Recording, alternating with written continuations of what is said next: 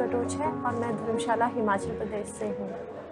जो धर्मशाला Kangra art museum है, तो वहाँ पे एक स्कूल चलता था गुरु शिष्य परंपरा के तहत। वहाँ पे हमारे जो गुरुजी हैं श्री धनीराम खुशदिल, वो वहाँ पे क्लासेस लेते थे। फिर 1 साल के लिए कॉलेज के साथ-साथ मैं वहाँ पे पेंटिंग सीखी और फिर उसके बाद मैं कंटिन्यू 14 साल से काम कर रही हूँ कांगड़ा आर्ट प्रमोशन सोसाइटी के साथ ही एज़ एन आर्टिस्ट। अभी तक की जैसे आपने इस आर्ट फॉर्म के साथ इतना काम किया है, तो इसकी कुछ आर्ट हिस्ट्री भी रही होगी पहले जी, की, जी। हाँ जी। आपने जब से सीखना शुरू जी, किया जी। उससे पहले की, हाँ जी। तो आपको उसके बारे में कितना कुछ पता है? अभी आप शेयर कर सकते हैं? हमारी जो कांगड़ा मिनिएचर पेंटिंग है, वो ओरिजिनेट हुई थी बसौली से। सबसे पहले जब 16वीं शताब्दी में जब औरंगज़ेब का राजस्थान में आक्रमण हुआ था, तो कुछ मुग़ल आर्टिस्ट बसौली में जाके बस गए थे। तो बसौली से फिर राजा दिलीप सिंह ने वहाँ पर उनको शेल्टर दिया था, तो वहाँ पे वो बसौली पेंटिंग्स के नाम से बनाने लगे। तो वो मुग़ल ही आर्टिस्ट, तो वो अपनी ही इसमें करते थे मुग़ल स्टाइल में ही शुरू में काम। फिर उसके बाद वो गुलेर में आए, तो गुलेर के राजा ने उनको शरण दी और फिर वहाँ पे गुलेर पेंटिंग्स उत्पन्न हुई। तो गुलेर के नाम से ही, क्योंकि गुलेर एक जगह का नाम है, तो गुलेर पेंटिंग्स उत्पन्न हुई। फिर उसके बाद वो कांगड़ा में आए आर्टिस्ट। तो ऐसे फिर राजा हमारे संसार चंद कटोच थे, जो कांगड़ा के राजा थे।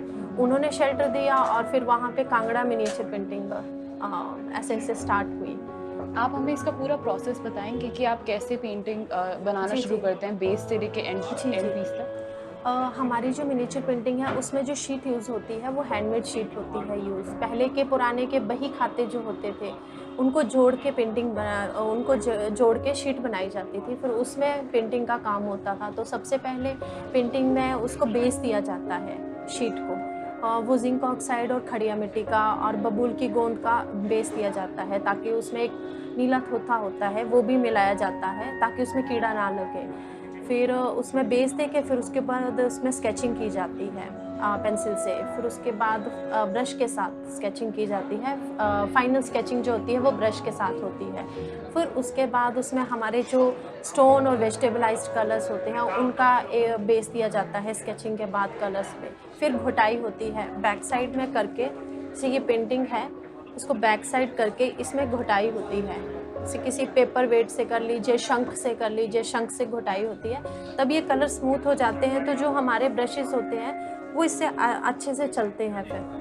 बस ऐसे-ऐसे होता है और लास्ट में जो होता है, फिर वो लास्ट में फिगर बनाई जाती है और लास्ट में फेस बनता है।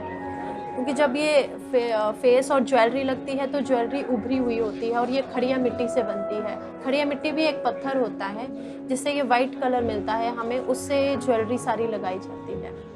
ये और ये जो प्रोसेस है। मटेरियल यूज़ होता है इसके अंदर पेंटिंग का, जी, तो जी। ये पेंट कलर्स आप खुद बनाते हैं? हाँ, हम लोग लेके आते हैं स्टोन कलर्स और फिर उनको घिसते हैं, फिर खुद ही बनाते हैं। उसका प्रोसेस काफ़ी लंबा होता है। कलर्स बना के हम लोग इकट्ठे रख लेते हैं। जैसे एक टाइम में कलर्स ही बनाएँगे, तो वो फिर सारे स्टोर करके रखते हैं। जैसे चंदन की तरह घिसते हैं स्टोन को, उसके बाद उसको 5-6 बार छानेंगे, तो उससे रेत निकल जाती है और फाइन पाउडर मिलता है। जो फाइन पाउडर मिलता है, उसमें हम बबूल की गोंद मिक्स करते हैं, तब जाके ये कलर निकलते नहीं हैं फिर।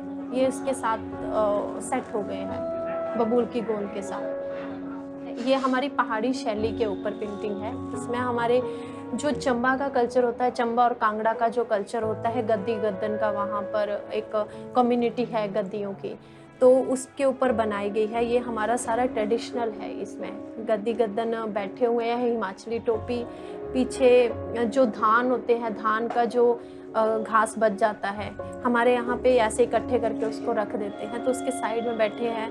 और साथ में इसके सरसों के फूल हैं, जो हमारे वहाँ का है, एटमॉस्फेयर जैसा है वहाँ का है, वैसा ही दर्शाया गया है। ये पहाड़ी मिनिएचर में आती है ये पेंटिंग। जी।